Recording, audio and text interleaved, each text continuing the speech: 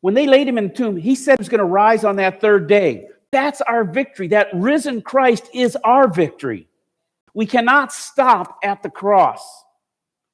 That empty tomb is an undeniable symbol and proof that Jesus' claim to be God is true.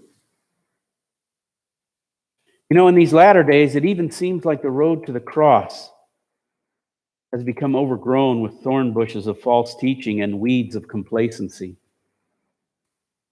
You know, I use that because I grew up in the Midwest, in the country, kind of at the edge of town, and did a lot of hunting and fishing as a kid. You know, when we looked at that first song and it showed that stream with the rain coming down and all, I was looking for fish. Because I know there's some in there and I wanted to go fishing.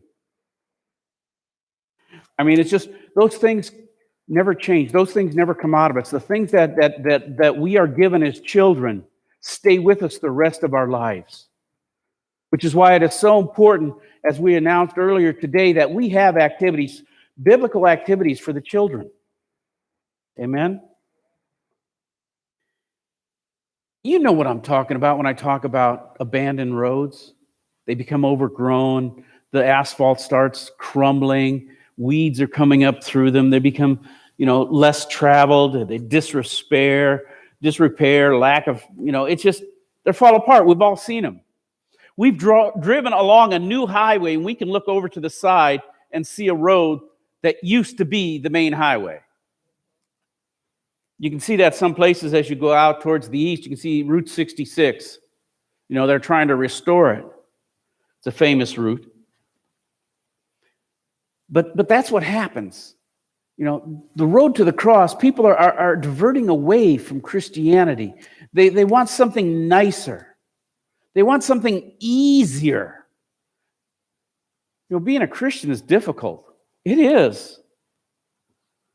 This is a little story. Jim Poorboy is one of our intentional interim pastors. He's an intentional interim, as we call him, in part of our association. He pastored churches for many years, and now he helps out in churches that lose their pastor for whatever reasons, and sits in till they get a new one. He's going to hike the Pacific Crest Trail. It goes from Mexico, actually further in Mexico, but all the way up and through Canada, right? Of course, he's doing it in small sections, a week at a time maybe, because of his job. He can't just take off and leave, because you know how long it takes to do that trail? It takes anywhere from 5 to 8 months to hike that trail. It's on top of all the mountains.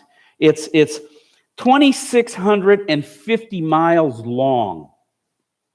And the elevation is from just above sea level to 1,300 feet, 13,000 feet. 1,300 is nothing. That's a hill. 13,000 feet. And you can only do it when there's no snow in most of the areas. You see, now where I'm going with this is that he's doing it in small sections because of his job, but also he worked in forestry at one time. So that's where he goes to ground himself. He goes back into the woods. Now, there are parts of this trail that are so beautiful and so untouched by man. The reason he gets that grounding is because he sees God there. But this trail, getting back to my point, falls apart. It's not heavily traveled because it is so rough and so arduous. There's landslides. There's avalanches in the wintertime. And the trail just gets crumbled up. And there's an association that is out there, Pacific Crest Trail Association. There's a couple others that will go there in the summertime and try to repair those sections of the trail. The problem is there's no roads there.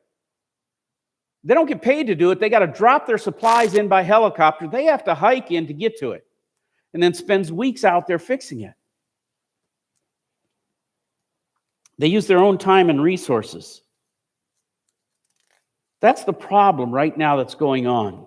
This trail isn't for the faint of heart or people who have not been trained in hiking or stuff like that.